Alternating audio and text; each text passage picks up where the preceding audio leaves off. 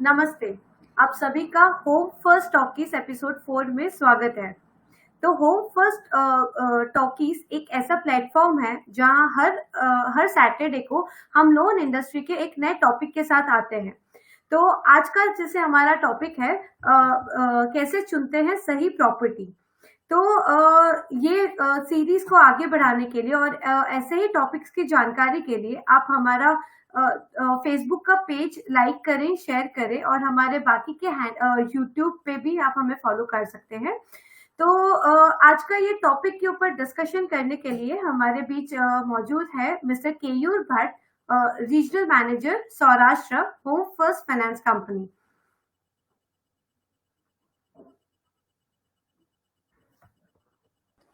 Welcome uh, sir. नमस्ते Vishaliya, hello. और hi sir. सारे व्यूअर्स को भी नमस्कार, हेलो। है सर।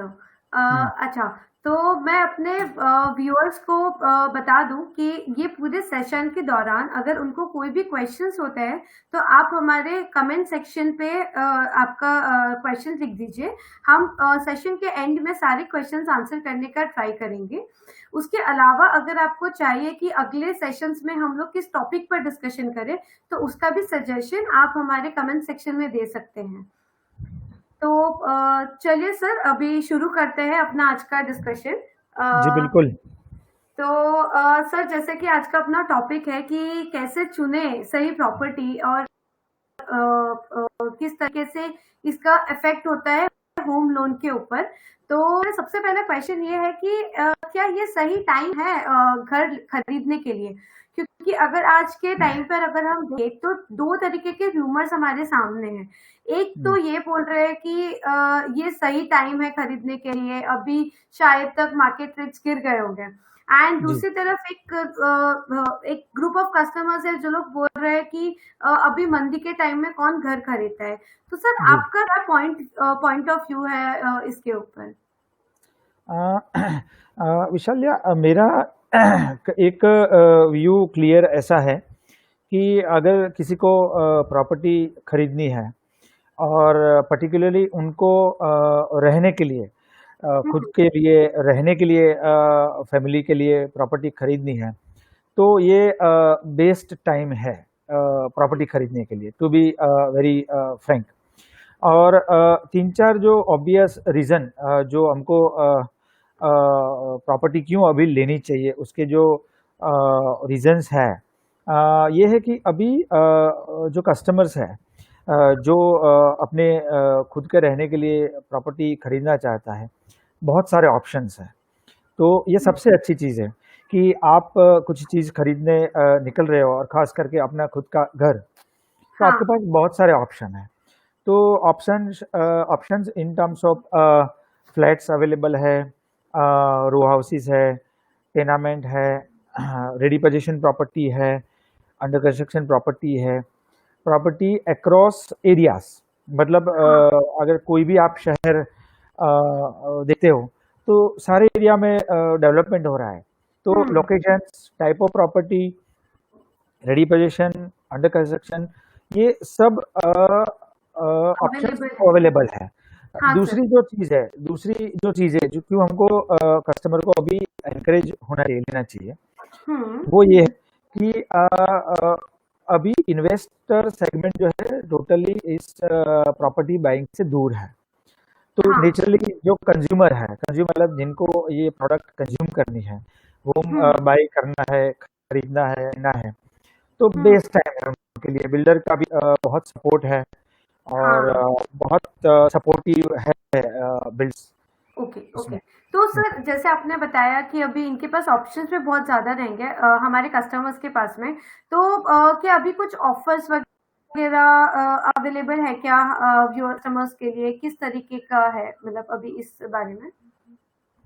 देखिए, जैसे अभी एक तरह से ये ऑप्शंस बहुत ज़्यादा कस्टमर के पास अवेलेबल है। तो हुँ। इसका एक सीधा सा मतलब है कि बिल्डर्स अब पहले से ज़्यादा कुछ ना कुछ दे रहे हैं। हुँ। फॉर एग्जांपल, बहुत से अच्छे प्रोजेक्ट है, बिल्डर भी अच्छे हैं जो हुँ। किचन में फर्निश करके दे रहे हैं, जो कि कोई भी अगर घर खरीदता है तो गृहिणी है जो हाउसवाइफ है उनकी पहली ज़रूरत है। एक सही छोटी बात चीज़ है पर बहुत ज़रूरत है। तो कई सही लोग बात ये पूरा फर्निश करके दे रहे हैं। कई लोग पीओपी भी लगवा देते हैं ड्राइंग रूम वगैरह में, ऐसे छोटा सेमी फर्निश करके दे रहे हैं। कई लोग फुली फर्निश भी दे रहे हैं। तो ये हाँ, एक तरह से ये कुल मिला के अच्छी डील मिल रही है बिल्डर्स कस्टमर्स को। मिल रही है। चॉइस के साथ आपको डील भी मिल रही है। ठीक है सर, ठीक है। तो सर जैसे कि आपने बताया कि अभी सही टाइम है घर खरीदने के लिए, तो जी, चलिए अपन एक-एक प्रोसेस से स्टार्ट करते हैं कि किस तरीके से हमको जाना चाहिए। तो जी, फर्स्ट हमारा स्टेज हुआ प्लानिंग का। तो जी, कस्टमर्स को प्लानिंग के टाइम पर क्या-क्या चीज़ों का ध्यान रखना चाहिए? जभी भी उन लोगों के दिमाग में आ रहा है या माइंड में आ रहा है कि अब hmm, this is the right time to purchase. जैसे अभी मेरा जी। नेसेसिटी सबसे ज़्यादा है कि मुझे घर खरीदना है, तो उनको क्या-क्या पॉइंट्स लिस्ट डाउन करने चाहिए? प्लानिंग में क्या-क्या चीज़ें आती हैं सर? अ देखिए, अगर घर खरीदने का हम प्लान कस्टमर कर रहे हैं, तो बेसिकली 3 चीज़ें जो है, सबसे पहला है फाइनेंशियल प्लानिंग हुँ, कस्टमर का खुद का। हाँ, दूसरा जो है उसकी रिक्वायरमेंट क्या है, क्या उसकी रिक्वायरमेंट है, और तीसरा है उसकी कन्वीनियंस। तो ये हुँ, 3 फैक्टर है। अब हम वन बाय वन अगर जाएँ उसमें हाँ सर, स्टेप, तो सबसे पहला है फाइनेंशियल प्लानिंग। तो कोई भी कस्टमर प्रॉपर्टी खरीदेगा, तो ये तो जाहिर-सी बात है कि 100% लोन तो नहीं मिलेगा। तो कुछ ना कुछ अमाउंट कस्टमर को हाँ, अपनी जेब से प्रॉपर्टी खरीदने में डालनी है, इन्वेस्ट करनी है, एक्सपेंस हुँ, करना है। हुँ, तो जब प्रॉपर्टी खरीदने जा रहा है कस्टमर, तो उसका प्लानिंग होना चाहिए इनका, कि जैसे हुँ, मैं प्रॉपर्टी खरीद रहा हूँ, तो मेरी 15 लाख की प्रॉपर्टी खरीद रहा हूँ, तो मैं मार्जिन का क्या व्यवस्था है, मेरी मार्जिन की व्यवस्था क्या है? हुँ, तो हमने अक्सर बार हाँ, कई बार देखा है कि बहुत सारे कस्टमर ये एक गलती कर बैठते हैं कि मार्जिन के हुँ, लिए भी लोन ले लेते हैं। तो मतलब 15 लाख की ओके, प्रॉपर्टी है, 10 या 11 लाख का लोन हो रहा है, और 2 लाख कम हो रहे हैं, 3 लाख कम हो रहे हैं, तो उसकी भी लोन उठा ली। तो हुँ, ये एक बहुत ही अवॉइड, मतलब अवॉइड करनी चाहिए ये चीज़, अवॉइडेबल हाँ, अवॉइडेबल चीज़ है। तो हुँ, हुँ, सबसे हुँ, हुँ, पहला जो है फाइनेंशियल, कि भाई मेरा मार्जिन कैसे मैनेज करूँगा।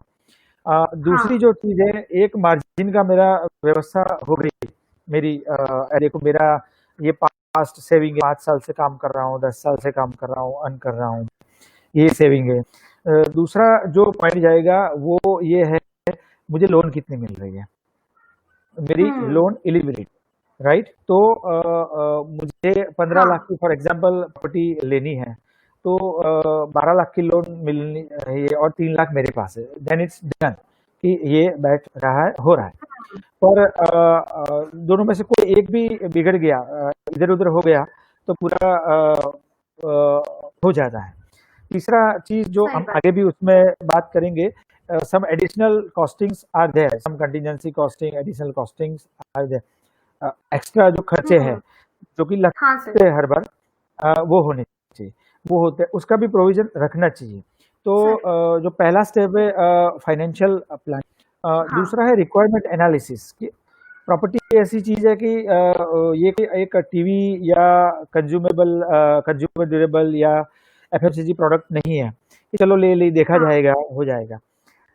अक्सर लाइफ टाइम में customer, most of our Indian customer एक बार प्रॉपर्टी खरीदता है, they start with first property, तो वो सोच विचार करके लेता है। हुँ, तो इसमें कस्टमर की खुद की क्लैरिटी अपनी फैमिली के साथ होनी ज़रूरी है, कि मुझे चाहिए। हुँ, फॉर एग्ज़ाम्पल, मैं अभी रेंट में रह रहा हूँ, तो मुझे हुँ, इमीडिएटली रेडी पोज़ीशन प्रॉपर्टी लेनी है। अभी मुझे जल्दबाज़ी नहीं, 6 महीने तक मैं कोई एक्स प्रॉपर्टी ले रहा हूँ, तो मैं अंडर हाँ कंस्ट्रक्शन सर, प्रॉपर्टी में जाऊँ, क्योंकि वहाँ चीप रहेगी, थोड़े मॉडिफ़िकेशन कर पाएगा। दूसरा उसका रहेगा कि मुझे प्रॉपर्टी जो लेनी है, वो किस पर्पज से लेनी है, वो क्लैरिटी होनी चाहिए। रहने ही जाना है, किराए पे दे देना है, ये सब सेल्फ जो एनालिसिस है वो करनी चाहिए। हाँ सर। ओके। तीसरा जो पॉइंट है वो है उसकी कन्वीनियंस, हम्म। राइट। तो हाँ सर। कन्वीनियंस का मतलब है एक सिंपल सी चीज़ है कि मान लीजिए मुझे कोई प्रॉपर्टी खरीदनी है।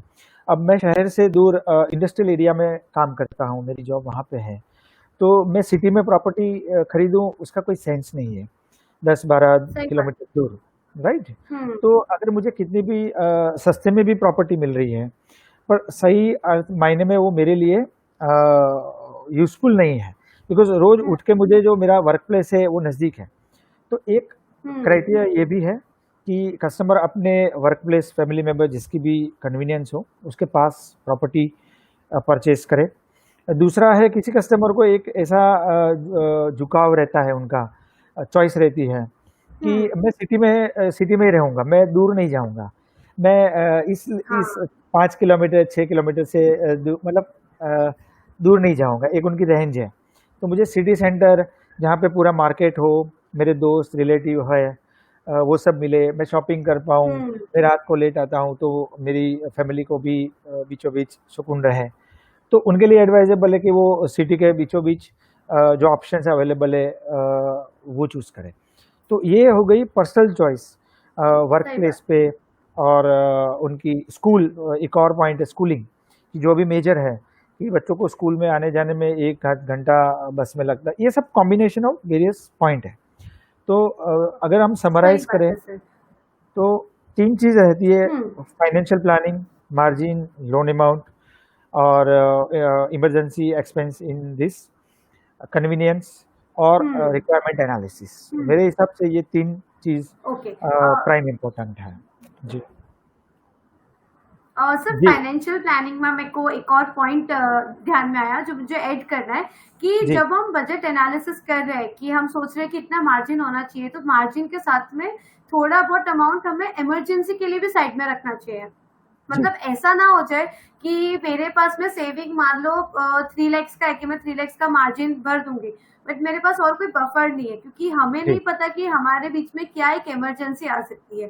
जी, जैसे अभी देख लेते हैं कि पैनेडेमिक सिचुएशन जो क्रिएट हुआ है, किसी को जी, नहीं पता था कि एक ऐसा लॉकडाउन आ जाएगा बिल्कुल, कि बिल्कुल। जहाँ पर एम्प्लॉयमेंट का इतना इश्यू रहेगा। सो ये एक हुँ, और पॉइंट है जस्ट टू ऐड सर जो आपने बताया उसके ऊपर। हाँ, जी, ठीक है सर। तो आपने जैसे बात किया कि थोड़ा बहुत एडिशनल कॉस्ट वगैरह भी रहता है, आपने जी। बताया था। तो सर ये एडिशनल कॉस्ट क्या रहते हैं जो अ, कस्टमर को भरने होते हैं, क्या है सर ये? जी।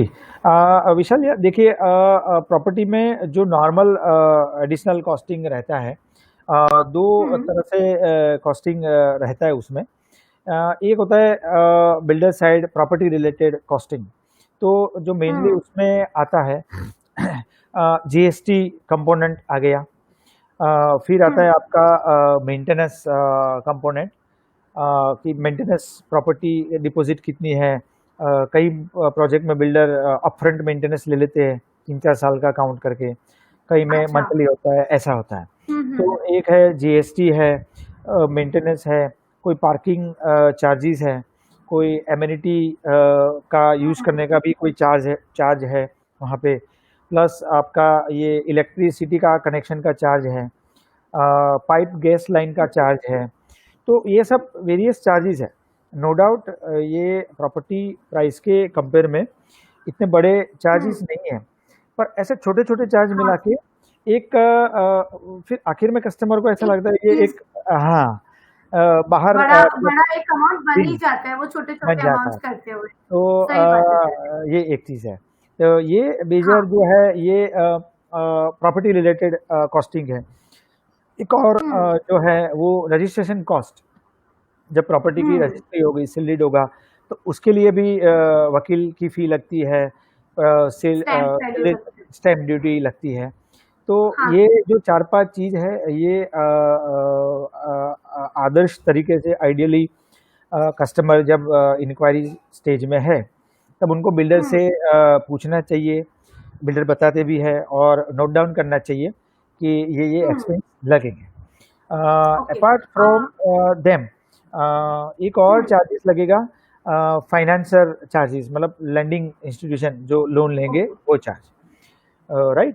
तो जब कस्टमर, जाहिर है नेचुरल है कि कस्टमर पूरा कैश से तो नहीं खरीद पाएगा होम लोन, घर खरीदेगा। हाँ सर, हाँ तो सर। जो वो होम लोन के लिए अप्लाई करेगा तो वहाँ पे भी उसको प्रोसेसिंग फीस, लीगल टेक्निकल ऐसे चार्ज होंगे, मॉर्गेज रजिस्ट्रेशन हम्म। चार्ज होगा।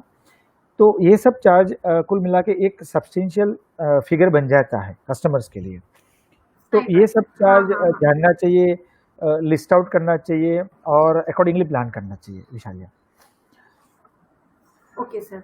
जी। तो सर ये तो हुई अपनी प्लानिंग की बात में, जहाँ पर हम लोगों ने एक फाइनेंशियल प्लानिंग के बारे में डिस्कस किया। हमने कस्टमर को बोला कि आप अपनी रिक्वायरमेंट समझ लीजिए कि क्या है और आपको क्या क्या सर्विसेज या क्या क्या कन्वीनियंस चाहिए। तो जी। अब जब ये सारा प्लानिंग हो गया तो अब हम लोग जाएंगे घर ढूंढने के लिए, जी। कि अब हम मार्केट में निकले हैं कि हाँ अब हमें अलग अलग प्रोजेक्ट्स विजिट करने हैं। हम्म। तो जब हम लोग विजिट करें तो क्या क्या हम्म। चीजों का ध्यान रखना है, मतलब क्या क्या पॉइंट्स हमको देखने हैं कभी भी हम विजिट करते हैं तो।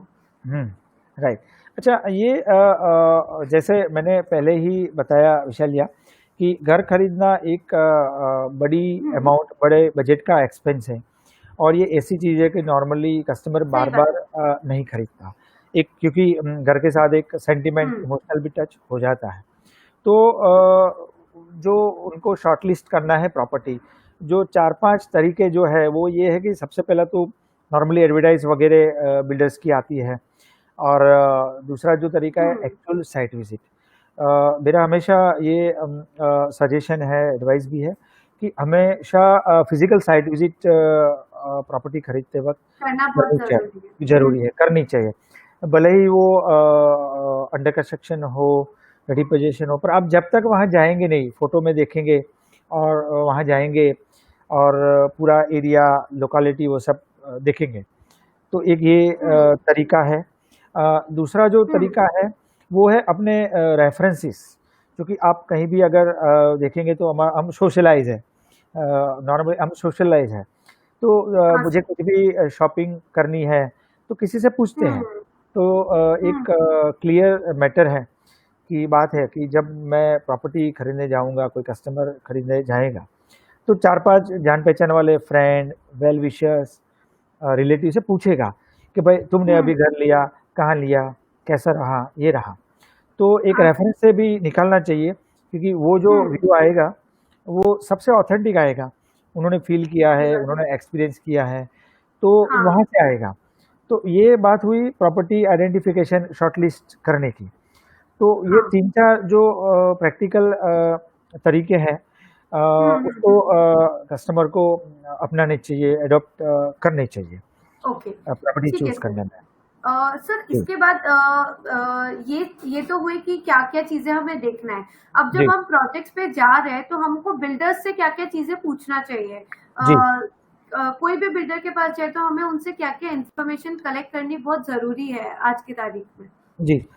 सबसे पहला जो है पूछना है बिल्डर से, कस्टमर को जो पूछना चाहिए वो है उसका लीगल टाइटल चेन, कि जिस हम्म। ज़मीन पे बिल्डिंग, इमारत, फ्लैट, टेनामेंट है, वो उसका टाइटल मार्केटेबल है, फ्री है, ये है। हम्म। और आज के समय में बिल्डर भी ट्रांसपेरेंट है बहुत। तो वो बता के रखते हैं कि ये हमारा डॉक्यूमेंटेशन है। अगर आप डील आगे बढ़ते हो तो वो कॉपीज वगैरह भी देते हैं। तो ओके। जो ओनरशिप ज़मीन की है, टाइटल है, वो सबसे पहले पूछना चाहिए कस्टमर को। दूसरा जो पूछना चाहिए वो है सारे अप्रूवल्स जो इन प्लेस है कि नहीं। हम्म। जैसे कि construction approval, building plan approval, अगर कोई बड़ा प्रोजेक्ट है तो एनवायरनमेंट क्लियरेंस है कि नहीं। हम्म। ये सारे अप्रूवल्स प्रोजेक्ट शुरू करने से पहले ही बिल्डर को पूछने लेने चाहिए। होते हैं, और वो हम्म। लेते भी हैं। तो ये सारे पूछना चाहिए कस्टमर को कि आपका ये सब है कि नहीं। ओके। तीसरा जो एक पॉइंट है, कंप्लीशन सर्टिफिकेट कब आएगा। नॉर्मली कंप्लीशन या ऑक्यूपेंसी सर्टिफिकेट प्रॉपर्टी का काम, मतलब काम ख़त्म होने के बाद आता है। तो हम्म। बात की बात है, पर कस्टमर को पहले बिल्डर से ये इन्फॉर्मेशन लेनी चाहिए। चाहिए। ये 3 प्राइमा फेसी चीज़ है। जो कोई भी कस्टमर को बिल्डर से पूछनी लेनी चाहिए। चाहिए। हाँ, ओके। और नोट डाउन करनी चाहिए। ठीक है। तो सर जी, जैसे आपने मुझे बोला कि इनको टाइटल डीड्स के बारे में पूछना चाहिए, ये जी, टाइटल क्लियरेंस है या नहीं? तो जी, हमारे कस्टमर्स को पता कैसे चलेगा? मतलब जैसे आज मैं कोई लीगल इससे कनेक्टेड नहीं हूँ, जी, तो बिल्कुल। मुझे कैसे आइडिया रहेगा कि जो भी उसने डॉक्यूमेंट्स दिए वो सारे क्लियर डॉक्यूमेंट्स हैं? जी, वो हमको कैसे आइडिया आएगा? जी। तो विशाल ये बहुत सही बात है और जैसे हम होम लोन में है तो हमको ये थोड़ा नॉर्मल सा लगता है, पर ये हमारे लिए रोज़ का एक काम है, हम इस प्रोफ़ेशन से है, फ़ील्ड से हैं।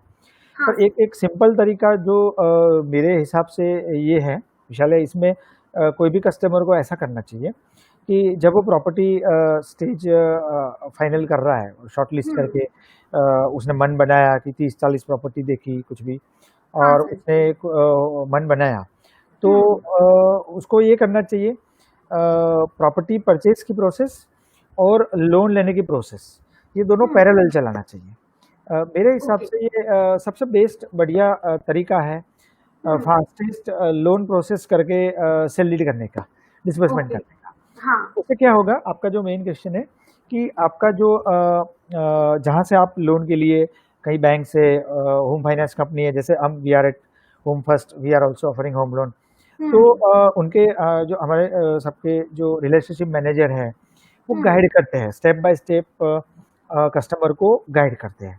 तो ओके। फाइनेंसर सिर्फ होम लोन नहीं करके हाउसिंग लोन नहीं करके एक रोल ये भी है उनका कि उनको स्टेप बाय स्टेप गाइड करना है क्योंकि customer new customer first time home buyer तो ट्रू। उसको गाइड करना है।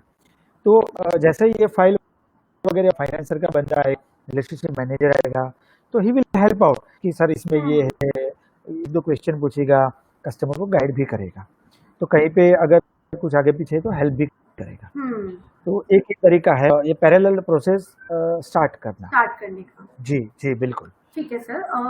सर अभी जैसे बहुत ज़्यादा चल रहा है कि रेरा अप्रूवल्स, तो जी रेरा अप्रूवल भी एक तरीका रहेगा इस चीज़ को मतलब और ट्रस्ट पैदा करने के लिए सर उसमें अ, आपका जी बिल्कुल विशाल ये बहुत ही अच्छी चीज़ है जो लो इनेक्ट हुआ है रेरा हुँ। तो ये सबके लिए बेनिफिशियल है एवरी स्टेक होल्डर मतलब बिल्डर्स कस्टमर फाइनेंसर सबके लिए है।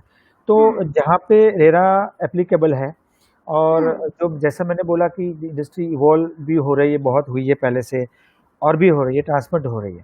तो अच्छे जो भी मेजर प्रोमिनेंट बिल्डर हैं वो अपने रेरा रजिस्ट्रेशन सर्टिफिकेट अपनी एडवर्टाइज में या कस्टमर विजिट में प्रोड्यूस करते हैं दिखाते हैं रजिस्ट्रेशन नंबर देते हैं। हाँ दूसरा सर। कस्टमर को ये भी अब लिबर्टी है डिजिटल युग में कि आप ऑनलाइन भी चेक कर सकते हैं कोई भी प्रोजेक्ट हुँ। रेरा अप्रूव्ड है या नहीं। हाँ। और कोई प्रोजेक्ट ऐसा होता है जिसमें as per compliance only RERA की आवश्यकता नहीं है बिल्डर को हुँ। रेरा लेना जरूरी नहीं है तो वहाँ पे ठीक है रेरा नहीं है। पर ऑब्वियसली जैसा विशाल ये आपने बताया जहाँ रेरा आ गया जहाँ रेरा प्रोजेक्ट है तो वहाँ सबको कंफर्ट होता है कस्टमर का ओके। ट्रस्ट लेवल दुगना हो जाता है हुँ। बिल्डर के प्रति उसका रेपुटेशन उसका ट्रस्ट भी ज़्यादा बिल्टअप होता हाँ है हो उससे। जाता है फाइनेंसर को भी हुँ। ये रहता है कि this is RERA approved project तो ये ठीक है। That add great comfort to everyone okay, okay RERA. Sir. तो हम्म, सर मैं समराइज़ करूँ तो अगर हमको एक बिल्डर का ओवरऑल मतलब एक ट्रस्ट पाना है तो हम 3 चीज़ें कर सकते हैं। पहले तो हम हमारे फ्रेंड्स या रिलेटिव्स या जिनसे भी हमने रेफ़रेंस के थ्रू गए हैं, जी जी उनसे पहले पूछना चाहिए कि उनको क्या कुछ प्रॉब्लम आया, नहीं आया जी या बिल्कुल हमने जो पुराने प्रोजेक्ट्स उनके विज़िट किए उसी बिल्डर के, तो जी उसमें वहाँ के लोगों को कोई कुछ इश्यू तो नहीं आ रहा है। तो जी एक तरीका वो हुआ जानने का। जी दूसरा तरीका आपने बोला कि साइड बाय साइड हम लोग होम लोन के लिए भी देख सकते हैं क्योंकि जी जितनी भी होम फाइनेंसिंग कंपनीज है वो कहीं न कहीं गाइड करती है कस्टमर्स को बिल्कुल कि बिल्कुल क्या प्रॉपर्टी सही है कि नहीं। तो जी एक और तरीका जो मैं कस्टमर्स को इसके साथ में एक पॉइंट ऐड करना चाहूँगी जी कि आप बिल्डर से पूछ सकते हैं कि आपका प्रोजेक्ट कितने बैंक्स या कितनी हाउसिंग कंपनीज फाइनेंस कर रही है।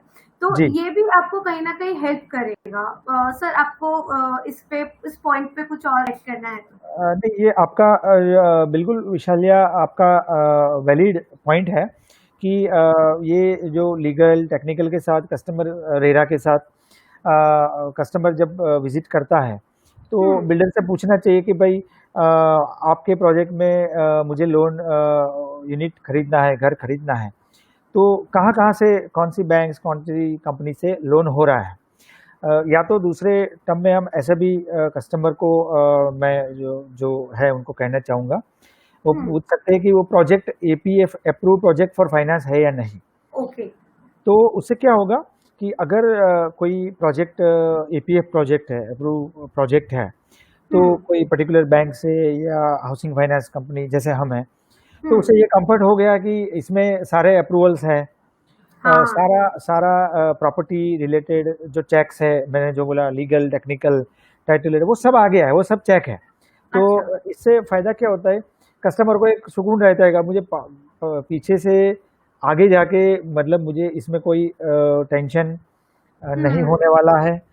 और बिल्डर को भी सुकून रहता है कि उसकी प्रोसेसिंग फास्ट हो जाती है, जल्दी से क्योंकि डील प्रोजेक्ट ऑलरेडी अप्रूव्ड है, तो अप्रूव्ड है। उनको फटाफट प्रोसेस होगा हाँ, सारा। और कस्टमर सबसे ज़्यादा बेनिफिशियल है कि उसको घर लेना है और हुँ, सेल डीड फाइनली उसके नाम जल्दी हो रहा है।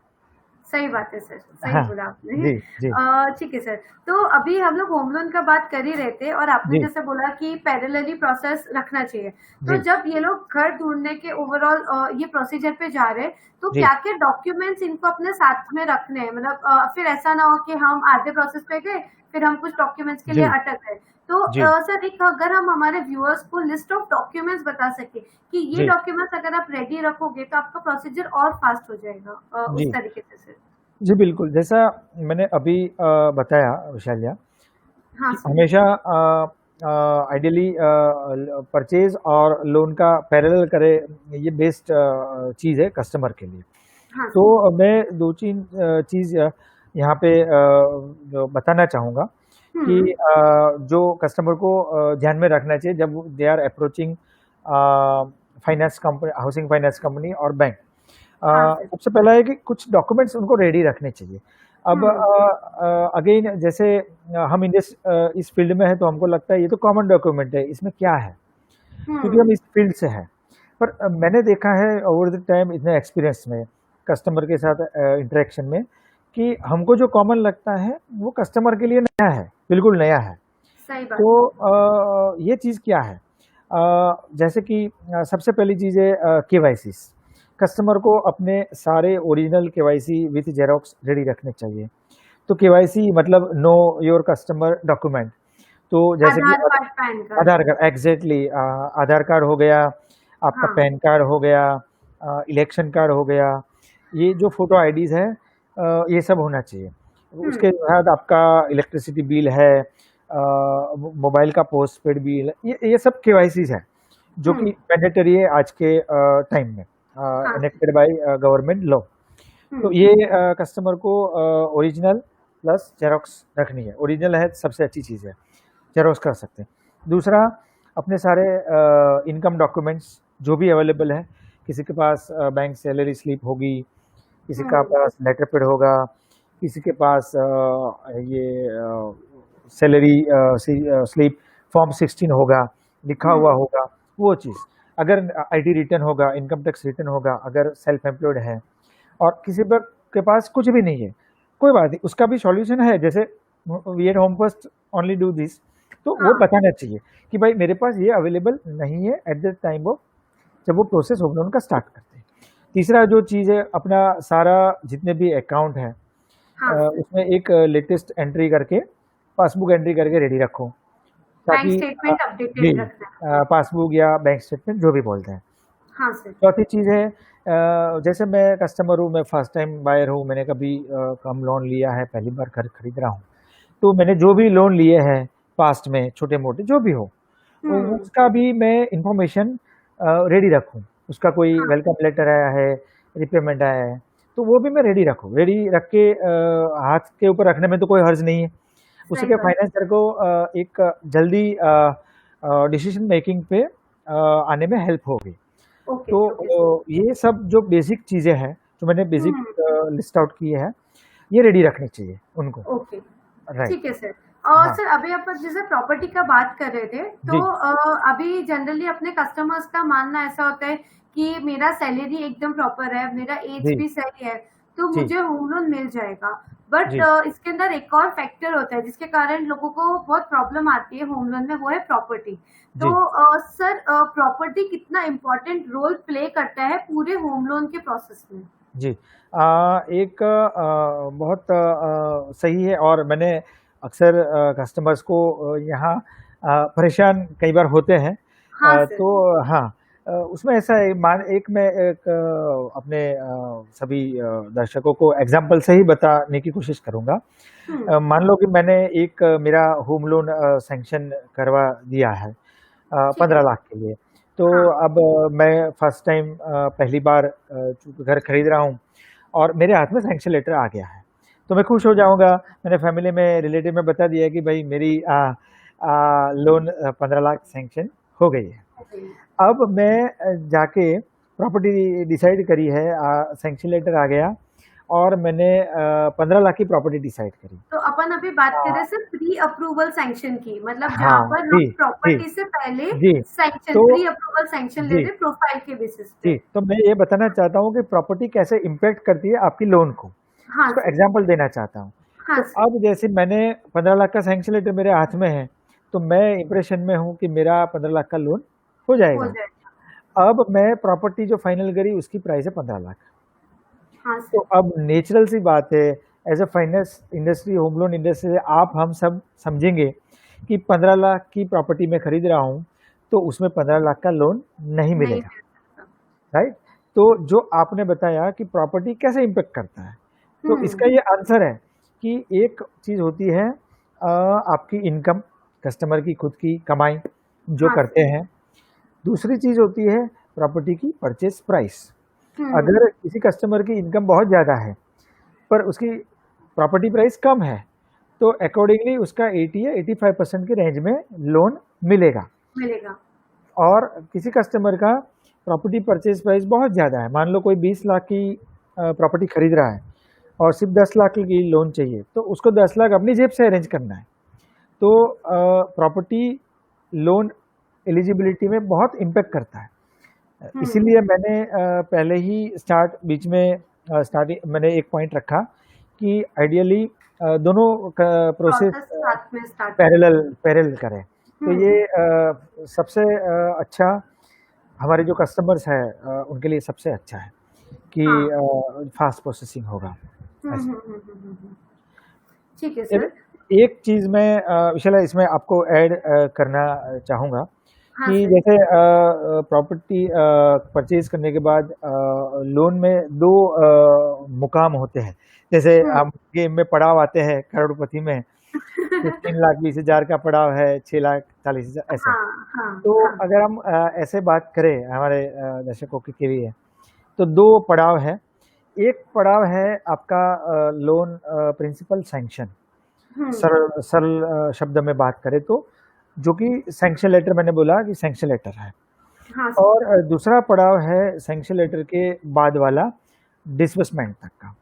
अब ओके। चूँकि कस्टमर हमेशा होम लोन लेता नहीं है, तो हुँ, मोस्टली कस्टमर्स मैंने अक्सर ये देखा है कि वो ये हुँ, समझते हैं कि मेरे हाथ में सैंक्शन लेटर आ गया, तो अब हुँ, 2 दिन में मेरा सेल हो जाएगा हो जाएगा। और 4 दिन में मैं घर पे चला जाऊँगा, हाँ राइट? सर, मैंने हाँ सर, अक्सर ये कस्टमर से बात इंटरेक्शन में देखा है, सुना है। हाँ सर। तो मेजर जो पड़ाव पहला है पड़ाव सैंक्शन लेटर आ गया, हुँ, प्रिंसिपल सैंक्शन आ गया, वो आपका पहला पड़ाव है।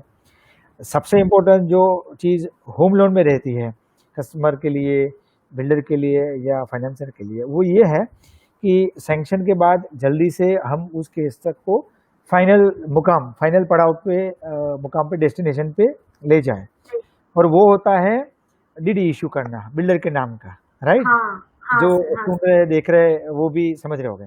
तो जैसे हुँ, ही हमने ये डीडी इश्यू किया या डीएन नंबर शेयर किया, जैसे कि हम होम फर्स्ट में डिजिटली ऑनलाइन करते हैं, हाँ सर। तो इसका मतलब ये फुल प्रूफ फाइनल हो गया कि भाई अब कस्टमर का सेल डीड मकान उसके नाम पे होने वाला है, होने वाला है, और फाइनली ही कैन गो, और बिल्डर को उसका पैसा मिल मिलने जाएगा। वाला है। तो हाँ सर। ये प्रोसेस है। अच्छा सर, एक और चीज़ मुझे पूछना था कि जैसे अपन बात कर रहे थे एक अंडर कंस्ट्रक्शन प्रॉपर्टी लेना हो या फिर फुल्ली रेडी पोजीशन प्रॉपर्टी, तो जी। जस्ट मुझे एक क्वेश्चन आया कि क्या सिचुएशन पे एक अंडर कंस्ट्रक्शन प्रॉपर्टी के लिए जाना चाहिए और कौन सी सिचुएशन पे हमें रेडी पोजीशन प्रॉपर्टी में जाना चाहिए? दोनों जी। के फायदे क्या हैं सर? जी।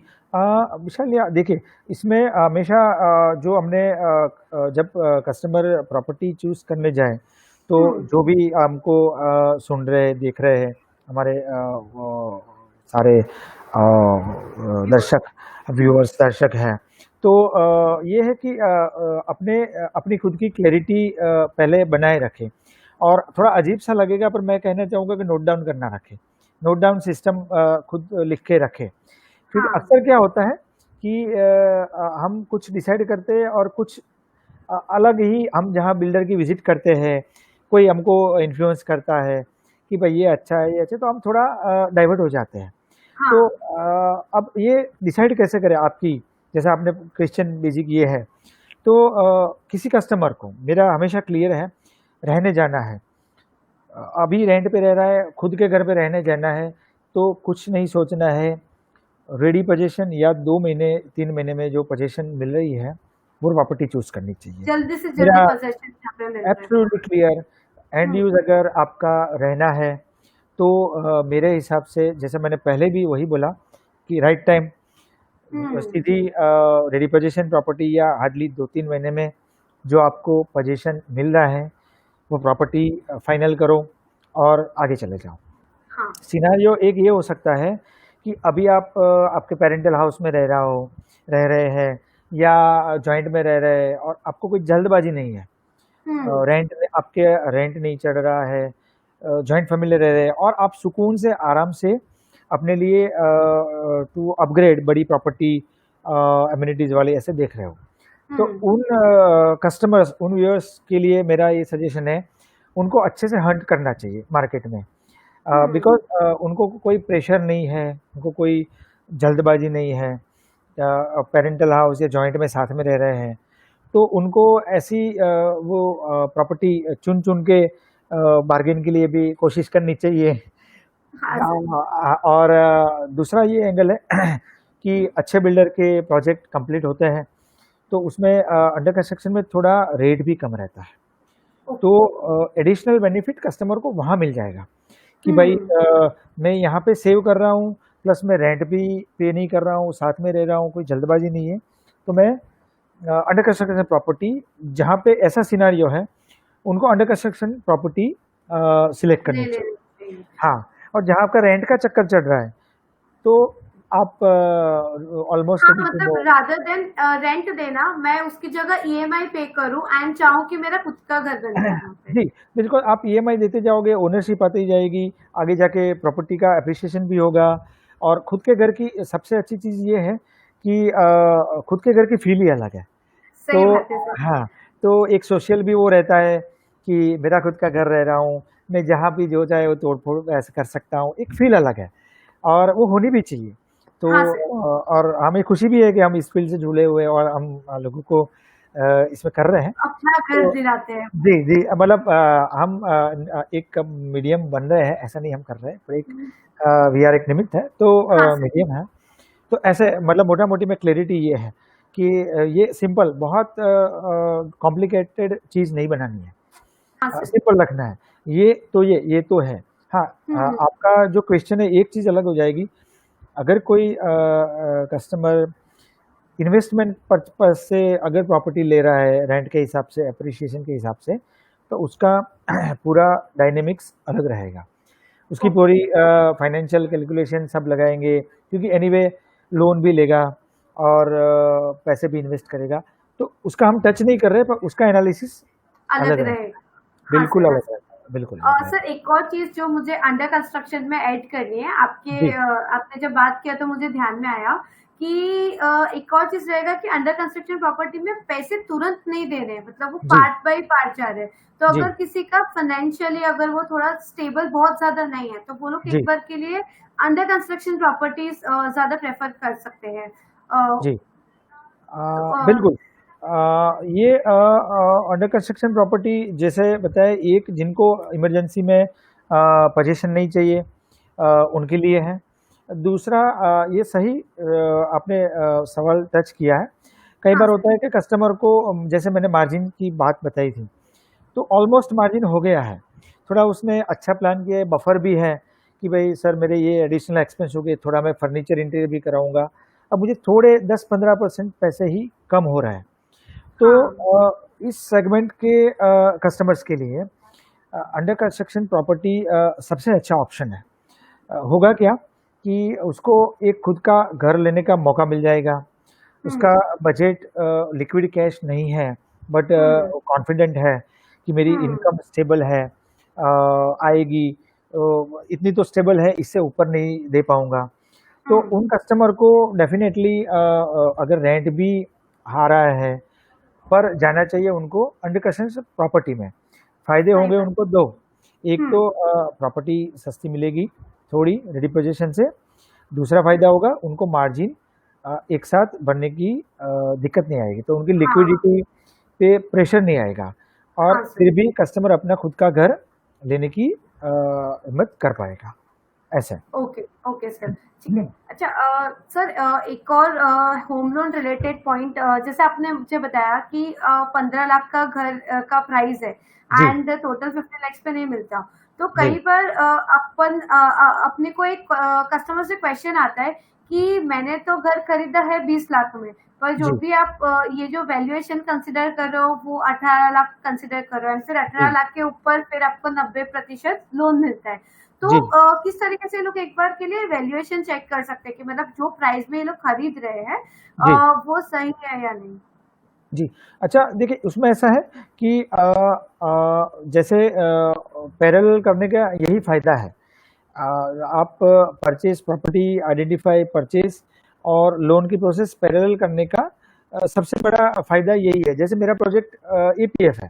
मान लो कि कोई बिल्डर का प्रोजेक्ट एपीएफ है, तो आपने जो हुँ, क्वेरी बताई वो ऑटोमेटिक एलिमिनेट निकल जाती है। सॉल्व हो जाएगा। हाँ बिकॉज़ सर। वो एपीएफ उसमें वैल्यूएशन इतना आएगा, वो पता है, बिल्डर को पता है, कंपनी को पता है कि इसमें इतना वैल्यूएशन आएगा। तो हाँ सर। बिल्डर सीधा-सीधा बता सकता है इस प्रोजेक्ट इस हाउसिंग फाइनेंस कंपनी से एपीएफ है, इस बैंक से एपीएफ है, आपको ये मार्जिन हुँ, देना है, बाकी आपको लोन मिल जाएगा सब्जेक्ट टू आपकी इनकम पेइंग कैपेसिटी। तो ओके, पैरेलल प्रोसेस करने का ये सबसे बड़ा बड़ा फ़ायदा है। फायदा है कि कस्टमर को कोई भी शॉक जो है, झटका बाद में नहीं लगता है। और हाँ सर। एपीएफ प्रॉपर्टी कराने का भी सबके लिए ये बेनिफिट है, कस्टमर, फाइनेंसर और बिल्डर के लिए, कि जल्दी हो जाता है। और मोस्टली दिक्कत मार्केट में हमने देखा है नहीं आती है, थोड़ा बहुत डिफरेंस रहता है, एनीवे वो तो मार्केट में रहता है, हाँ, बिकॉज हाँ मार्केट सर। में प्राइसेस डिमांड सप्लाई के हिसाब से थोड़ी बहुत रहती है, पर वो हाँ मेजर सर। पॉइंट अफेक्ट नहीं करता है। नहीं करेगा। Okay sir. जी जी ठीक जी है सर। तो तो अपना डिस्कशन अभी थोड़ा एंड पे आ रहा है, तो जी मैं अभी तक का जितना डिस्कशन हुआ जी उसको मैं एक बार के लिए समराइज करती हूँ। जी आप सर पॉइंट ऐड करना अगर बाय चांस मुझसे कुछ मिस हो जाए तो। जी तो सबसे पहले जो हमने डिस्कशन किया था वो था कि क्या ये सही टाइम है या नहीं जी घर खरीदने के लिए। तो जी जैसे कि सर ने सजेस्ट किया कि जिन लोगों का एंड यूज अभी घर पे जाके रहना है या आप फर्स्ट टाइम होम बायर्स है, देन हाँ ये सही टाइम है कि आप अभी घर देख सकते हैं, क्योंकि आपके पास में बहुत सारे ऑप्शंस अवेलेबल है। एंड अभी के टाइम पर कई सारे builders offers, direct discounted offers नहीं तो कुछ चीज कॉम्प्लीमेंट्री प्रोवाइड कर रहे हैं, जी जैसे कि इंटीरियर्स में कुछ कॉम्प्लीमेंट्री प्रोवाइड कर दे इस तरीके से। जी तो आपको अभी ये सही टाइम है। हम्म फिर हम लोगों ने डिस्कशन स्टार्ट किया प्लानिंग के साथ में। तो हम्म सर ने जैसे कि बताया कि 3 टाइप का प्लानिंग का हमें ध्यान रखना है। सबसे पहले हुआ फाइनेंशियल प्लानिंग, जी कि हम लोग को ध्यान रखना है कि हम लोग को कितने का अगर हम लोग का होम लोन का ही विचार है, देन हम ठीक। लोग कितने तक का होम लोन लेंगे, कितना मेरे पास सेविंग्स है कि मैं डाउन पेमेंट या मार्जिन मनी पे करूंगी, जी, उसके अलावा मैं टोटल घर कितने का खरीदने वाली हूँ, एंड थोड़ा बहुत अमाउंट हमें बफर के लिए रखना है, जी, इमरजेंसी के लिए। बिल्कुल, ऐसा नहीं करना है कि हम पूरा हमारा आज तक का सेविंग्स घर पे लगा दें, हमें थोड़ा बहुत बिल्कुल, इमरजेंसी के बिल्कुल, लिए रखना राइट। जरूरी है। और उसके अपना ईएमआई रेगुलर पे कर सके, एक हाँ, अकॉर्डिंगली लोन लेना है। जब आप खुद डेफिनेटली के घर के लिए मतलब रहने के लिए घर ले रहे हैं, तो अपना जो बजट है उस हिसाब से के आजू-बाजू में ही करना है, ताकि कस्टमर आराम से अपने घर की ईएमआई भर पाए, हाँ, मतलब रेगुलरली उसके पे लिए वो कर पाए। बर्डन नहीं बनना चाहिए, उसके लिए वो एग्ज़ैक्टली। एक रेगुलर फ्लो में मेरा खुद का घर हो रहा है, वो जी, फील रहना जी, चाहिए। जी, बिल्कुल। हाँ सर।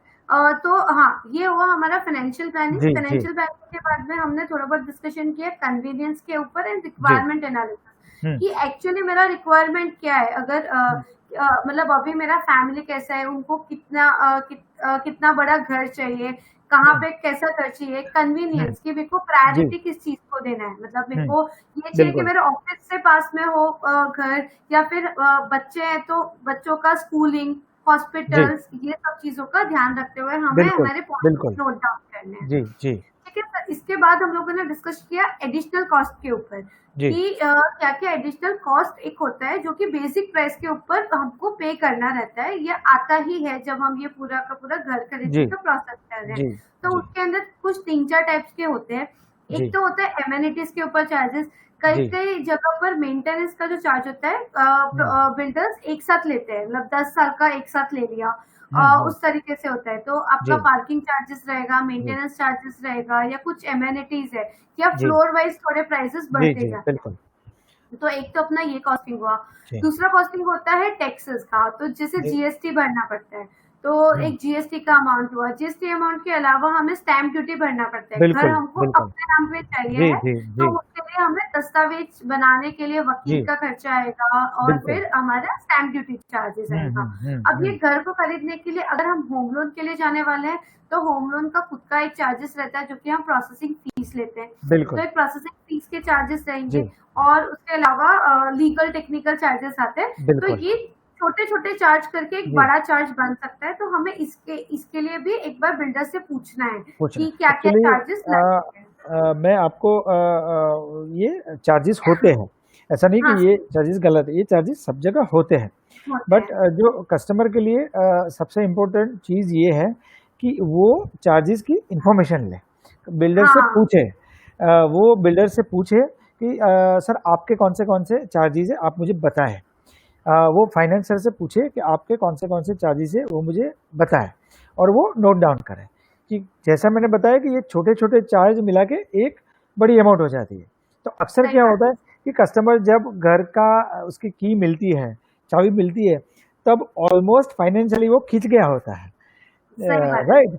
तो एक उसकी खुशी भी है, हालाँकि उसको खुशी है कि खुद का घर है, उसकी खुशी हम सबको होती है, होनी भी चाहिए। पर अगर थोड़ा अच्छे से वो प्लान करे, तो खींचता भी है हाँ, वो तो थोड़े छोटी सी अमाउंट लास्ट के लिए ही वो खींचता है। तो हाँ अगर सर। ये सब चीज़ वो नोट डाउन करके पूछते हैं, ये he is taking informed decision, उसको पता है वो डिसीजन ले रहा है। हुँ, प्लस उसका इंटीरियर भी होगा, फर्नीचर भी कराएगा, ये भी कॉस्ट आएगी। बहुत से हाँ। लोग हमने देखा है कि भाई किचन खुद का घर है तो चलो अब इतना सारा किया फर्निशिंग के तो साथ ही जाए, हाँ, हाँ एग्ज़ैक्टली। सर। और ये होता है प्रैक्टिकली।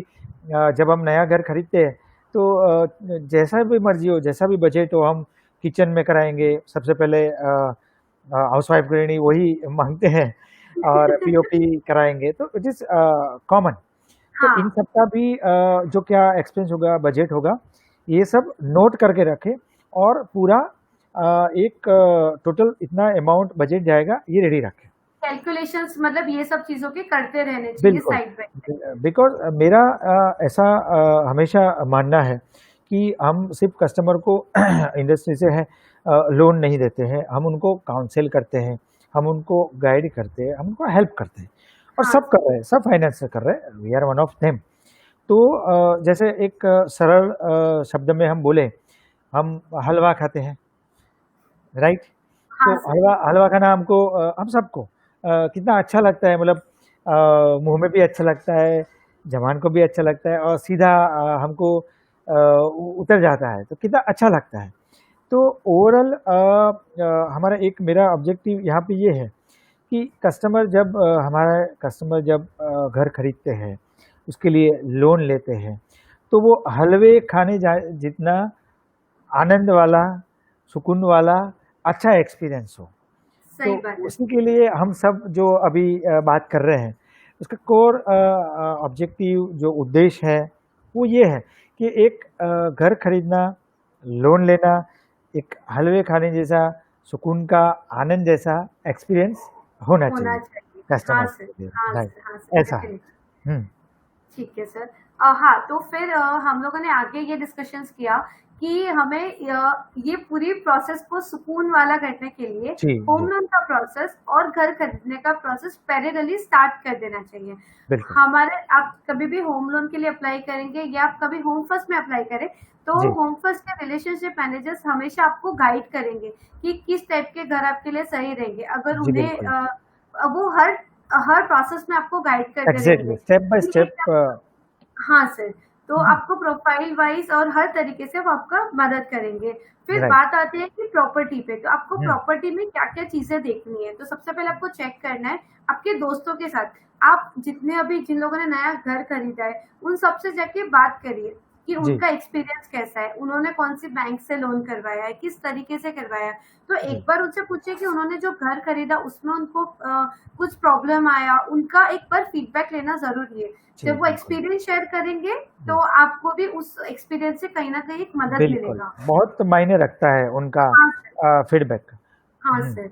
और उसके बाद में जब बात आती है कि क्या-क्या चीज़ें देखना है, तो फिर आता है लोकेशन का बात कि वो किस जी लोकेशन पे है, जो आपने प्लानिंग स्टेज में सोचा था कि मेरी जी ये रिक्वायरमेंट्स है, क्या वो जी सारी रिक्वायरमेंट्स फुलफिल हो रही है कि जी नहीं हो रही है? जी। उसके बाद में बिल्डर से क्या-क्या चीज़ें कन्फर्म करनी है। तो हम्म, मोस्ट इम्पोर्टेंट है कि डॉक्यूमेंटेशन जो है वो क्लियर है या नहीं है, क्योंकि बिल्कुल। आगे चल के ये बहुत ज़रूरी है कि आपके जितने भी दस्तावेज हैं, जो एक बिल्डर जी को चाहिए होते हैं, ज़मीन के दस्तावेज, जी। अप्रूवल्स, वो सब चीज़ें हम्म। सही सलामत है या नहीं, जिससे जी आपका आगे का प्रोसीजर सही रहे। एंड ये बिल्कुल। आगे अगर कभी आगे जाके अगर आपको रीसेल करना हुआ घर, तो भी हेल्प करेगा अगर सारे डॉक्यूमेंटेशन आपका क्लियर है तो। जी अब ये जी डॉक्यूमेंटेशन क्लियर है कि नहीं, तो वो किस तरीके से लाए, तो ये एक कॉन्फिडेंस डेवलप करने के लिए आप बिल्डर से पूछ सकते हैं कि कितने बैंक्स या कितने हाउसिंग फाइनेंस कंपनी आपके प्रोजेक्ट पर इन्वेस्ट कर रही है या कितने लोगों ने फंडिंग किया है। जी बिल्कुल। उससे आपको आइडिया आ जाएगा कि क्या ये सही है कि नहीं, क्योंकि अगर वो प्रोजेक्ट के सारे डॉक्यूमेंट सही है, हम्म। सारे अप्रूवल्स प्रॉपर है, तभी हम्म। कोई एक बैंक या हाउसिंग फाइनेंस कंपनी वहां पर फंडिंग के लिए रेडी हुआ है। उसके लिए बिल्कुल। आप लोग पूछ सकते हैं कि बिल्डर के पास एपीएफ है या नहीं, हम्म। अप्रूव्ड प्रोजेक्ट फाइनेंस और अवेलेबल है फाइन, या बिल्कुल नहीं है। बिल्कुल। जी जी ठीक है सर। बिल्कुल। जी फिर आगे चल के हम लोगों ने ओवरऑल डिस्कशन जो किया वो था लोन एलिजिबिलिटी के ऊपर, कि जी आपकी जो लोन एलिजिबिलिटी होती है वो सिर्फ प्रोफाइल पर नहीं डिपेंड करती। प्रोफाइल से मेरा मतलब है कि आपने टाइमली पेमेंट किया, आपका सैलरी, आपका एज, सिर्फ इस पे डिपेंडेंट नहीं है। प्रॉपर्टी एक बहुत बड़ा जी इसका पार्ट होता है। अगर आपका प्रॉपर्टी क्लियर नहीं है, बिल्कुल। तो भी आपका होम लोन रिजेक्ट हो सकता है। तो इसके बिल्कुल। लिए जब भी आप ये होम मतलब आप घर का प्रोसीजर कर रहे हो, तो साथ-साथ में ये भी पूछते जाइए, या आप जहाँ पे हम्म। भी होम लोन के लिए अप्लाई कर रहे हो, जहाँ से भी आपने प्री सैंक्शन लिया है, उनकी जी मदद लीजिए कि क्या मैं जी इधर वाला प्रॉपर्टी खरीद सकता हूँ? क्या मुझे इस प्रॉपर्टी पे लोन मिलेगा या नहीं मिलेगा? बिल्कुल। तो हाँ ये सर। सब करने का जो हमारे सुन रहे कस्टमर देख रहे हैं, उनका यही है कि एक एट द एंड जब वो एक मिशन जो होता है घर खरीदने हुँ। का, घर की चाबी जब हाथ में आती है, तो एक हाँ, गुड फील गुड एक्सपीरियंस होना चाहिए कि जल्दी से हो गया, कैसे हो गया पता भी नहीं चला हमें। तो सही बात है। ये ध्यान रखें, वरना कई बार हम देखते हैं कि थोड़ा डिसैटिस्फैक्शन रह जाता है, मैंने ये प्रॉपर्टी नहीं देखी, अगर मैंने ये देख लिया होता, मैंने थोड़ी महंगी ले ली, मैंने थोड़ी ये ले ली। तो जैसा मैंने बताया कि प्रॉपर्टी जो घर खरीदना वो लाइफ टाइम डिसीजन है। और जब हुँ, आप खुद रहने जा रहे हो तो फैमिली के साथ, तो एक इमोशनल अटैचमेंट भी है। तो थोड़ा ग्राउंड वर्क घर पे हम कर लें, जैसे जो हमने प्लानिंग बताया, financial planning, convenience planning, requirement analysis, और साथ में ऐसे पैरेलल चले, तो ये बहुत अच्छा सुकून वाला एक्सपीरियंस रहेगा। और मैंने कई बार कस्टमर से देखा है, मैंने अपने एक्सपीरियंस में, कि कस्टमर बताने आते हैं हमको कि सर मेरी चाबी मिल गई, मेरे घर का गृह प्रवेश विधि है। तो बहुत अच्छा लगता है कि सही जो बात उनका चेहरे पे मुस्कान है, एंथुजियाज्म है। कई बार हम भी पोस्ट डिसबर्समेंट वेरिफिकेशन देखने जाते हैं कि कस्टमर रहे रैंडमली, तो हम्म वो बहुत खुश हो जाते हैं कि हम रह रहे हैं, आपने लोन दिया तो अच्छा किया। तो ओवरऑल ये एक फील गुड एक्सपीरियंस घर सही के बात साथ ओवरऑल होना चाहिए, ऐसे। डेफिनेटली सर, जी। डेफिनेटली। हम्म। तो आई थिंक सर हमने अभी सारे ही व्यूअर्स के सभी क्वेश्चंस को आंसर कर दिया है। तो जी। अभी हम सेशन को एंड करते हैं sir. Thank you so much, आपने टाइम दिया और हमारे व्यूअर्स को इतने अच्छे से एक्सप्लेन किया सब चीजें, उसके लिए थैंक यू सो मच जी, सर। जी, मेरी मेरी खुशकिस्मती है। और मैं अपने व्यूअर्स कस्टमर से भी बताना चाहूँगा कि हमारी जितनी भी ब्रांचेज है होम फर्स्ट की, अप्रोच कर सकते हैं। वेबसाइट के थ्रू भी हमको रीच आउट कर सकते हैं, सोशल मीडिया के थ्रू भी रीच आउट कर सकते हैं। तो हम बहुत खुश होंगे आपकी लोन की प्रोसेस में सहभागी बन के उसको फाइनल डेस्टिनेशन तक पहुंचाने में। Thank you very much Vishal thank you और सर। कस्टमर। हाँ। अभी भी अगर किसी को भी डाउट्स हो या फिर आगे चल के भी अगर कोई क्वेश्चंस आते हो तो आप कमेंट सेक्शन में वो क्वेश्चंस लिख सकते हैं। हम पूरी तरीके से आपको सपोर्ट करेंगे और आप हमारी कोई ब्रांचेस पे भी जाके आपके डाउट्स क्लियर कर बिल्कुल। सकते जी हैं। बिल्कुल। Thank you so much everyone. Bye bye. Bye.